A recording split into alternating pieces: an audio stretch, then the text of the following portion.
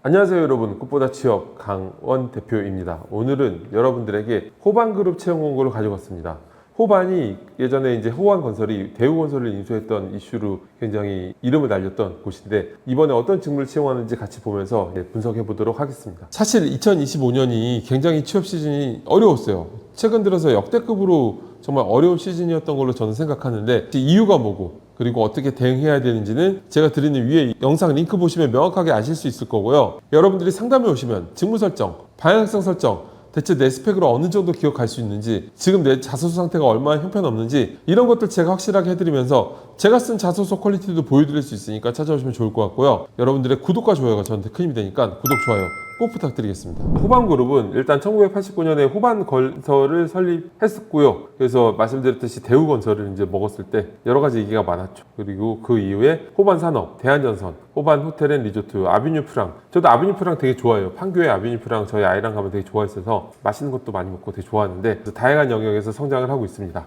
여기는 이제 호반건설을 붙었던 저희 학생 얘기고, 자, 이번에 어떻게 뽑을까요? 호반건설은 경영기획, 건축설계, 건축, 토목, 설계, 안전 등등 건설 경기 진짜 심각하죠. 그렇죠. 그래서 저도 이제 건설인이었던 사람 입장에서 좀 많이 속상하고 안타까운데, 어쨌든 건설도 뽑고 TBM, 기계전기 쪽도 뽑고 대한전선이 이제 해영업도 있고 이제 노무도 있고 재무도 있고 일반적인 공대 직무도 있기 때문에 같이 넣어보시면 좋겠죠. 그리고 리조트도 있고 프라퍼티가 이제 아무래도 공간 쪽이잖아요. 그래서 그런 것도 신세계도 프라퍼티 이번에 떴던데 대하청과도 있으니까 나한테 맞춤형으로 원서를 넣어보시면 좋을 것 같습니다. 자소서 항목이 대한전선 신입과 호반건설 인턴이 다른데, 일단은 대한전선 신입을 보면은 첫 번째 항목은 지원 동기와 어떻게 성장하고 싶은지, 이거는 기업 지원 동기하고 포부를 풀어내시면 됩니다. 지원 동기에 대해 먼저 말씀드리면, 지원 동기는 기업 지원 동기하고 직무 지원 동기가 있어요. 일단 기업 지원 동기는 여러분들이 내가 그 회사에 대체 왜 가고 싶은지 그걸 먼저 나타내는 게 맞겠죠. 그래서 땡땡땡 기업에 이런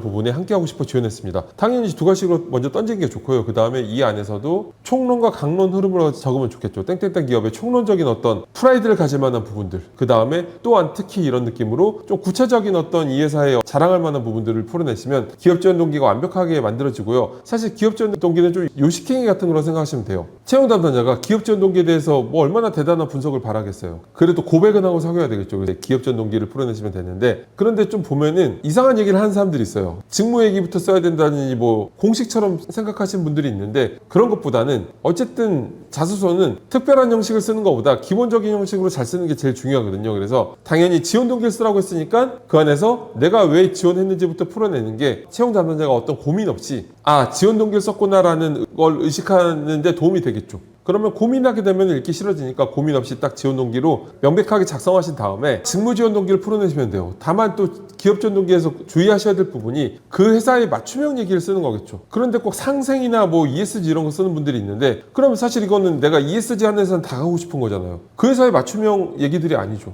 마치 제가 누구한테 고백할 때 나는 머리 긴 여자 좋아하는데 네가 머리가 길어서 좋아라고 하는 거하고 무슨 차이가 있겠어요. 그래서 그 회사의 핏한 얘기를 딱 쓰는 거예요. 그 다음에 이제 직무 지원 동기를 말씀드리면, 직무 지원 동기는 정말 경험에 기반해서 써야 돼요. 대학 시절 뭐 이런 경험들을 통해서 이 업무에 관심을 갖게 됐고, 그 이후에 이런 업무를 수행하면서 관심도를 구체화시켰다, 이런 식으로 적는 거겠죠. 여러분들이 그 업무에 대한 어떤 설명을 적는 건 아무 의미가 없어요. 여러분들의 경험에 관심 있는 거니까 그렇게 풀어내시는 게 좋습니다. 자, 이 중에서 이제 직무 지원 동기를 날려버리고 포부를 넣는 거예요. 이제 직무 지원 동기하고 포부는 겹치는 부분이 많기 때문에 입사 후 포부는 세 가지로 구성하는 거예요. 바로 두 가지로 뭔가를 던져야 되겠죠. 입사 후에 땡땡땡 기업 안에서 이러한 담당자가 되고 싶습니다 하고 이제 두 가지로 던지고, 그 다음에 입사 후 커리어 플랜 쓰는 거예요. 입사 후 커리어 플랜은 단계적으로 쓰는 건데, 입사 후에 이런 업무를 이렇게 수행하고 저런 업무를 저렇게 수행하고, 그리고 10년 후에는 이런 것까지 이렇게 해내는 전문가가 되고 싶다. 이게 그래도 한 3문장 이상은 들어가야 되겠죠. 그래서 다만 주의해야 될 게, 입사 후 커리어 플랜은 해당 직무에만 맞는 얘기를 쓰는 거예요. 뭐 팀의 화합을 추진하고 열정을 다하고 이런 거 쓰는 거 아니에요. 그런 걸 읽어봐야 될 이유가 없죠.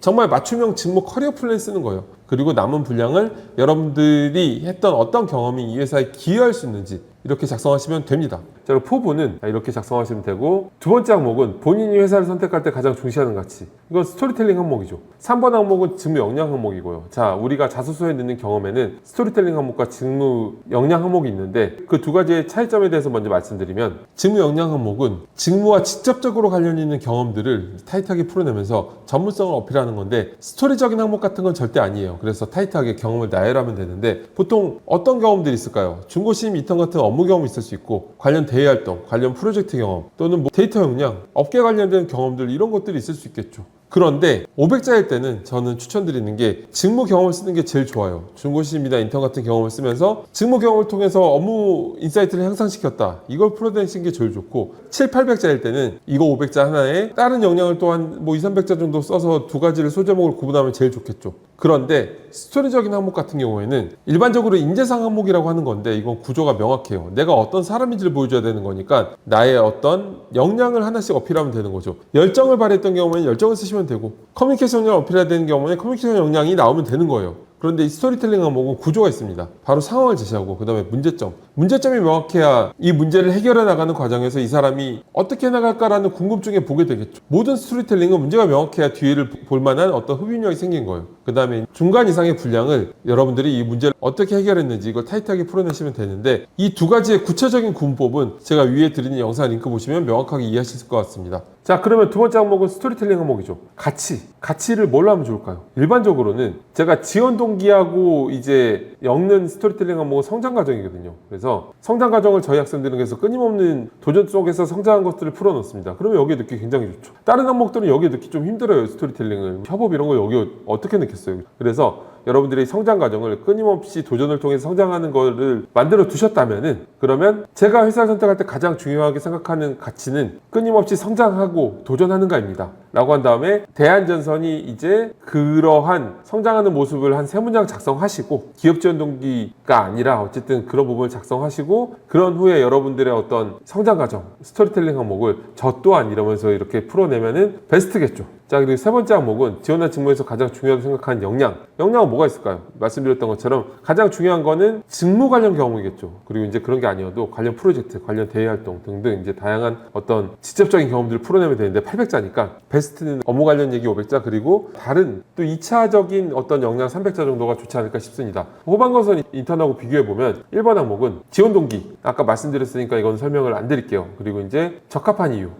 이유가 이제 이게 직접적으로 이제 관련된 역량을 쓰시면 좋은데, 3번에도 그게 있잖아요. 그래서 제 생각에는 800자의 직무 역량이 따로 있는데 여기에 그렇게 작성하기는 조금 어려우니까 직무 지원 동기나 아니면 여러분들이 이 직무에 대한 어떤 포부, 나의 어떤 프라이드 같은 거를 같이 풀어내시면 어떨까 싶긴 합니다. 결국에는 1번 항목은 지원 동기인 거죠. 지원 동기를 풀어내시면 된다고 생각하고요. 2번 항목은 이제 똑같죠. 3번 항목도 똑같고, 4번 항목이 이제 포부가 되는 거예요. 그렇죠. 그래서 원래는 대안전선 신입은 1번 항목에 포부를 같이 넣었었는데 여기 4번에 포부가 빠졌네. 자, 그러면 입사업 포부 관련된 설명도 아까 앞에서 드렸으니까 같이 참고하셔서, 이제 후반건설 인턴 자소서 부분만 보는 분들도 앞에 거 참고하셔서 보시면 다른 자소서 항목 작성에도 도움이 많이 되실 거예요. 자, 여러분 오늘 후반그룹 채용 공고를 같이 봤는데 여러분들에게 좋은 기회를 줄 수 있으면 좋겠습니다. 감사합니다.